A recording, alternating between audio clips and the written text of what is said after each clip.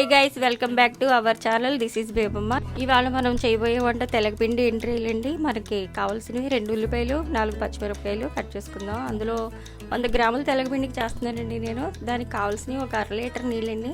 మనం ఆ నీళ్ళలో ఉల్లిపాయలు, పచ్చిమిరపకాయలు, తగినంత ఉప్పు, కారం వేసుకోవాలండి. మనకి తెలగపిండి ఉడుకుతుందండి. చూసారా, ఇందాక చాలా పల్చగా ఉంది కదా, గట్టిగా అయింది. ఇప్పుడు మనం ఉప్పు సరిపోతుందా లేదా చూసుకుని, ఉప్పు చాలకపోతే కొద్దిగా ఉప్పు వేసుకుని మళ్ళీ మూత పెట్టుకుంటే ఇంకా దగ్గరికి అయిపోద్దండి. అప్పుడు పోపు పెట్టుకోవాలి. నేనైతే ఎండ్రాయిలుని తెల్లపిండి చేస్తున్నానండి. కొంచెం మంది వేడి శనగగుళ్ళు వేపేసి అది పొడి చేసి వేసుకుంటారండి. మళ్ళీ నువ్వుపప్పు కూడా వేసుకుంటారండి.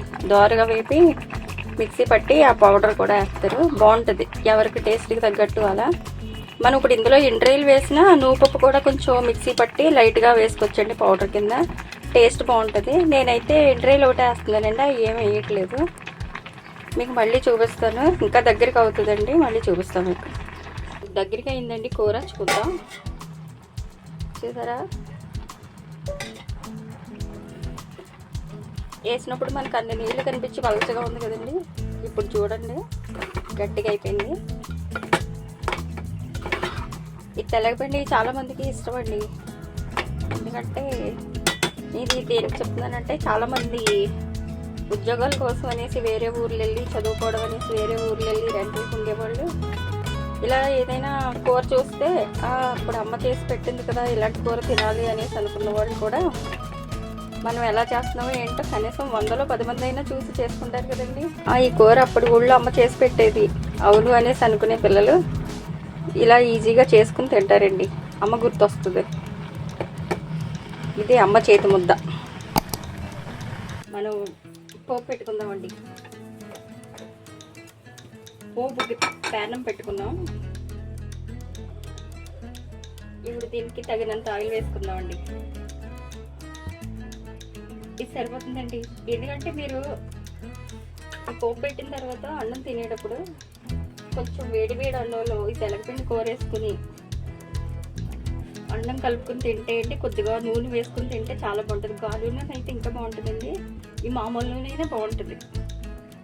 వేడి వేడిగా అన్నం వండుకుని తెలగపిండి కూర వేసుకుని కొద్దిగా నూనె కలుపుకుని తింటే మళ్ళీ మళ్ళీ మీకు తినాలనిపిస్తుంది. అంత టేస్ట్ బాగుంటుందండి.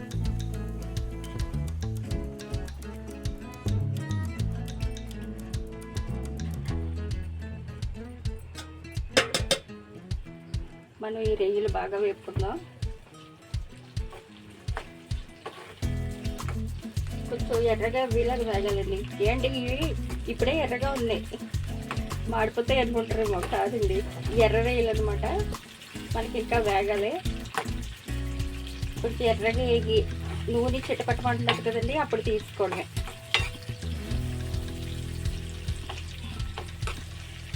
ఈ తెలగపిండి కూర ఎంతమందికి ఇష్టమో కామెంట్ చేయండి. మళ్ళీ నేను ఏ కూర చేసి చూపించాలో కూడా కామెంట్ చేయండి. మన వీడియోస్ చూస్తున్నారు కానీ ఎవరు సబ్స్క్రైబ్ చేసుకోవట్లేదండి. మీరు సబ్స్క్రైబ్ చేసుకుని లైక్ చేస్తే నాకు సపోర్టివ్గా ఉంటుంది.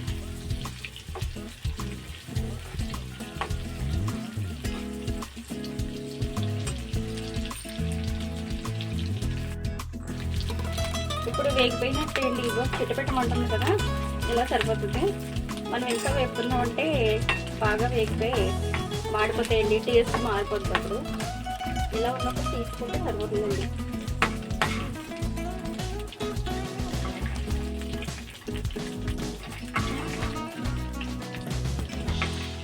మనం ఏదో ఇంట్లో చేసుకుని వంటలే అండి, నలుగురికి ఏదో చేసి చూపిద్దాం. ఖాళీగా ఉంటున్నాం కదా అని ఏదో స్టార్ట్ చేశాను. అలాగా ఎవరికి తెలియని వంటలు కావనుకోండి. కాకపోతే ఒక్కొక్కరు ఒక్కొక్క స్టైల్లో చేస్తారు కాబట్టి నేను చేసే వంట ఇలా చేస్తానండి. కొంచెం మంది ఒక్కొక్కరు ఒక్కొక్కలా చేస్తారు కాబట్టి నేను ఏదైనా వంటలు చూస్తే ఇలా చేస్తే బాగుంటుందా అనేసి అనుకుంటాను. కొంచెం కొంచెం వంటలు డిఫరెంట్గా ఉంటాయి కదా, అలాగా నేను చేసే వంటలు చూసే వాళ్ళకి కనీసం 100లో 10 మందికైనా నచ్చుతాయి కదండి.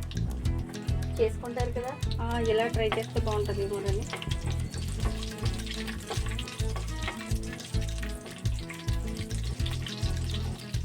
మనకి ఇగోటి కొంచెం వెల్లుల్లి రెమ్మలు, ఇది కొంచెం దోరగా వేగిన తర్వాత మనం ఉన్న పోపు దినుసులన్నీ వేసుకుందామండి. వెల్లుల్లిపాయలు కొంచెం ఇలా వేసుకున్నప్పుడు కొంచెం చిరగొట్టు వేసుకోండి, లేకపోతే మేరుతూ ఉంటాయి. అందుకే కొంచెం మంది కొత్తగా వంట చేసి పిల్లలు ఉంటారు కదా, వాళ్ళ కోసం చెప్తున్నారండి. పెద్దవాళ్ళకి తెలియనిది ఏం కాదు ఈ విషయం. అది ఇప్పుడు ఇంకోండి కొంచెం ఒక 5 ఎండుమిర్చి వేసుకున్నానండి.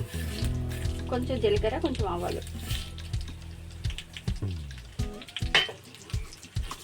ఇది ఆషాఢంలో వండుకుని తెలగపిండి కూరండి. ఇందులో మునగాకు కూడా వేసుకుంటారండి ఆషాఢంలోని. కాకపోతే మా దగ్గర మునగాకు లేదండి, అందుకనేసి నేను వేయట్లేదు. మునగాకు వేసుకుంటాను ఆషాఢంలో.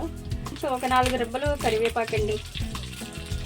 ఈ లాస్ట్లో వేసుకోవాలి. కొంచెం చిటపటం అన్నప్పుడు మనం గ్యాస్ ఆపేసుకుని పోపు ఇందులో పెట్టేసుకుంటే సరిపోతుంది. ఇప్పుడు పోపు వేగిపోయిందండి. ఇందులో మనం ముందుగానే ఉడికించి ఉంచుకుందాం కదా, ఈ శనగపిండి వేసుకుని కలిపిస్తున్నాం.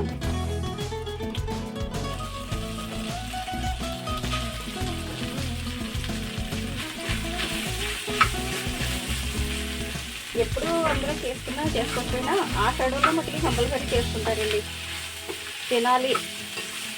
పెద్దాపురం మాల్సంతలకి నైవేద్యం పెట్టుకోవడం, శనగపిండి కూర వండుకోవడం. కొంచెం మంది పెద్దాపురం మాల్సంతలకి నెలంతా నైవేద్యాలు పెట్టుకుంటారండి, గురువారం ఆదివారం. అప్పుడు కూడా నైవేద్యంలో అమ్మవారికి ఈ తెలగపిండి వేసి పెడతారండి. అన్నం వండి కూర చేసి పెద్దాపురం అమ్మవారికి శనగపిండితో భోజనం కూడా పెడతారు. కొంచెం మంది అత్తేసరన్నం వేసి అది పెడతారండి. చాలామంది అయితే ఈ తెలగపిండి కూర చేసి మాల్సం తల్లి నైవేద్యం బోర్లు అవి పెట్టినప్పుడు ఈ కూర కంపల్సరీ పెడతారండి. మా సైడ్ పెడతారు, మరి అన్ని సైడ్లు ఎలా పెడతారు నాకు తెలియదండి. మా సైడ్ అయితే ఎలా చేస్తారు. ఇప్పుడు ఇందులో రొయ్యలు వేసుకుందాం. ముందు వేయించి పెట్టుకున్నాం కదా. వేడి వేడి శనగపిండి ఎండ్రాయిలు కూర రెడీ అండి. ఎంతమందికి ఇస్తామో కామెంట్ చేయండి.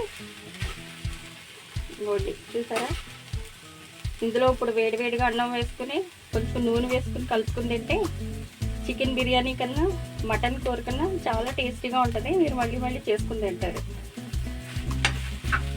మన ఛానల్ అయితే ఫాలో చేయండి. మళ్ళీ నెక్స్ట్ ఏ కూర చేయాలో మీరు కామెంట్ చేయండి, చేస్తాను. మన ఛానల్కి అయితే సపోర్ట్ చేయండి, వీడియో చూసి ప్రతి ఒక్కరు కూడా.